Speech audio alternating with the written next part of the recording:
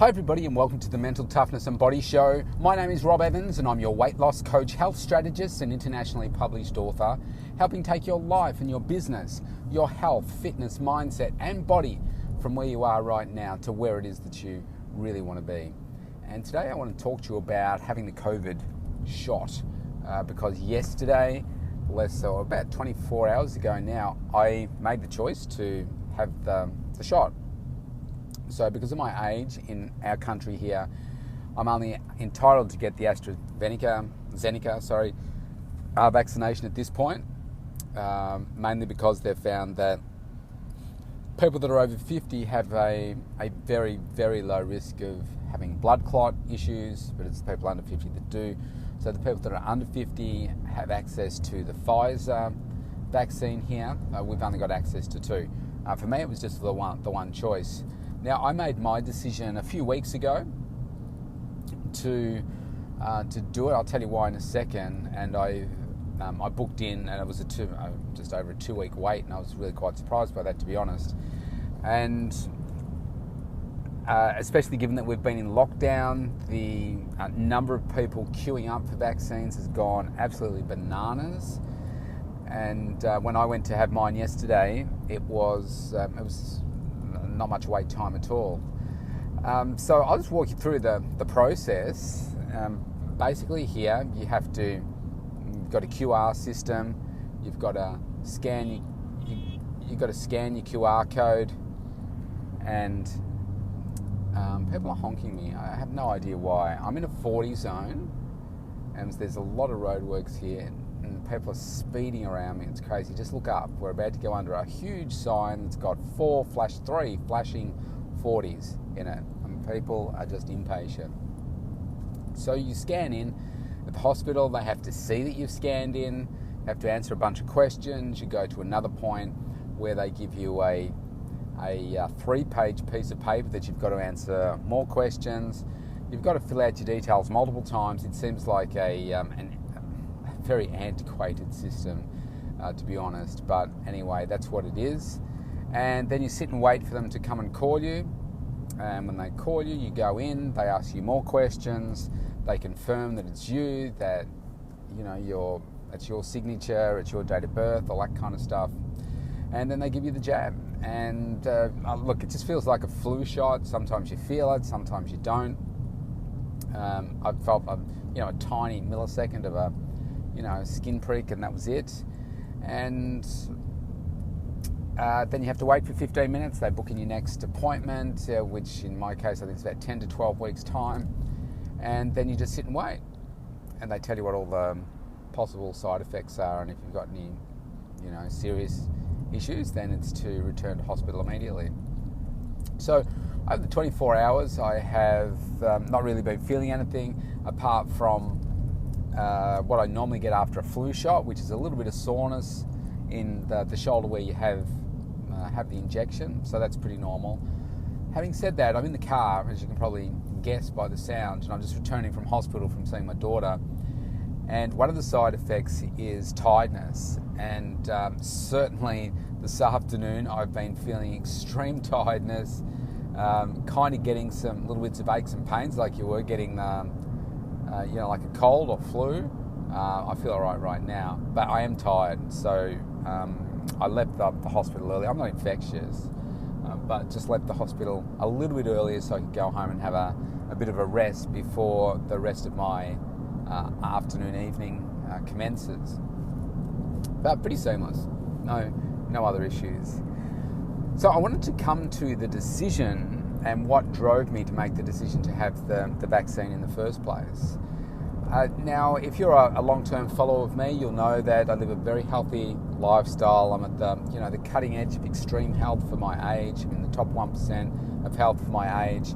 I felt that if I got the COVID disease itself, then I would be fine. I would recover fine. My immune system is strong. I'm strong and healthy, so I wouldn't have any problems with it. That's my thought. Of course, you don't know unless it happens, but that's my thought. Logic would say that I live a healthy lifestyle, extremely healthy, no problem. But what I don't want to do is get it and pass it on to anyone else. Now, I know that it's still some early stages to say, well, whether you do have the vaccine, or whether it's impossible for you to pass it on or not. They don't know exactly yet. But my belief was this. They talk about this herd immunity, and a common number that is thrown around is that 75%. In other words, once 75% or more of the population has herd immunity, you don't have to be locking people down, you don't have to be worried about too much, because basically the disease will burn itself out, because most of the population is immunised against it, so it's no real issue. Now, there's a bunch of people out there that really don't want to have the vaccine because of whether it's misinformation or just call it information that's out there about the vaccines, and they don't want to do it. And I looked at it this way. I spoke to my GP. He knows my full medical history. We had a discussion about it. He said he's had it. He said he recommends that I should have it as well, given the number of people that I work with and could be exposed to it. And he said it's safe. So, don't worry about it. Just go and have it stress-free. So that was an important discussion for me to have first. And then I thought, well, yeah, I'm not worried about my own health, but maybe I can play a part in making up some of the numbers of the 75%. So if I can play a role in helping others stay safe, then I'm prepared to do that. Especially if there's others out there that don't want to. And I'll say, yeah, well, I'll do it. If you don't want to, I'll do it to help make up the numbers. That will mean that as a globe, well, certainly our community in Victoria, but then Australia and globally, then I'm playing my part to help us get back to the life that we used to know. And that is to freely travel without disease, without going through more lockdowns. So at the time of recording this, we're just hours away from having announced a further lockdown for us here. So they said 7 days. It's going to be at least another 7 days. I think it will go beyond a month, but let's wait and see. And what that means is if we had most of the community immunised, then we wouldn't be having another lockdown. What does the lockdown mean? It means the kids have to stay home, they have to be homeschooled. We've got people that are laying off staff, again, because there's no funding to support the businesses to pay their staff, to just have them do nothing. There's businesses that are already been so hardly hit by the now, it's 8 months and 1 week, I think, of lockdown over the past 15 months, that some people have really reached breaking point. And obviously we've also got those people that were maybe on the edge of having some real issues or just recovering, and a further extension of lockdown just puts them into a complete tailspin. Like, it's really tough. The mental health side of this pandemic has been absolutely immeasurable. It's huge. So I decided to play my part. Now, I know that there'll be a lot of people listening to this that some will say, good on you. Others will say, you idiot, what are you doing? You've just been bored and you're just buying into all the misinformation, etc., etc. So I would say this, it's about choice, right? We've all got different choices. Now, some people may be just completely against vaccines. And I say, well, that's fine, but I see that you can be also putting people at risk. If you are into vaccines, but you're just not into this one, then I say, well, okay, that again, it's your choice. There is no rule here in Australia where it's mandatory. If you don't want to have the vaccine, really, you don't have to shout from the rooftops that it's a disgrace and you shouldn't do it. It's simple. Just don't have it. I've just chosen to. And I think for everybody that is going to be ranting at me, I just say you've got to respect my choice as well. And if you are not somebody that wants to get it, well, I'm actually doing you a favour, because I'm going to enable you to be able to get back to what you're normally doing, or you were normally doing before this pandemic. So I'm actually playing a role in this to help you get back to normal. So my message here today is that these decisions about COVID vaccines are very personal. And there are people that can't have it for health reasons. There are many people that won't want to have it for ethical reasons, perhaps. But it's your choice. And I think it's also up to you as to whether you want to share that with people. You don't have to. I'm sharing it with you I'm going to post it on social media, but it's up to you. It's a very personal choice.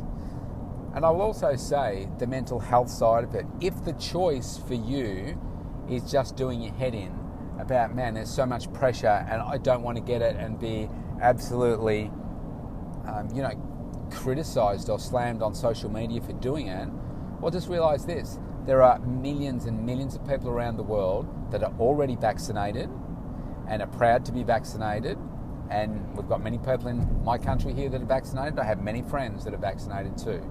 I have a number of acquaintances and friends that work in the hospital industry, whether they be doctors, whether they be nurses, and they've been vaccinated.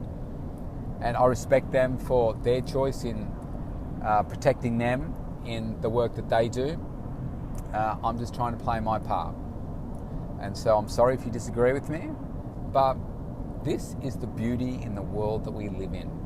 We live in a largely democratic society, and we are free to make these types of choices. What I think is absolutely amazing is the fact that we have been able to create a vaccine for a deadly pandemic, which people have been screaming out for so long. And it's just like anything that comes along. You will never please everybody. But that's my choice, and you're free to make your choice. If it's absolutely doing your head in and you want to have it to protect yourself and your family, have it. Don't tell people if that side of it is going to send you off in a spin. But I'm telling people about it, obviously, and I'm proud of the fact that I'm playing my part in doing this.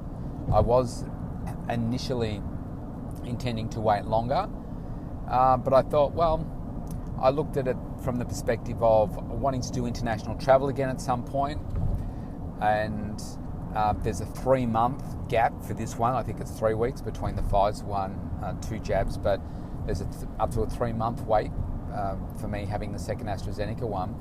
So I think, wow, when it does come time and they say, yep, the borders are open again, then I've got to plan 3 months in advance for doing this. And I guess I want to be in a position where I can freely do the things that I want to.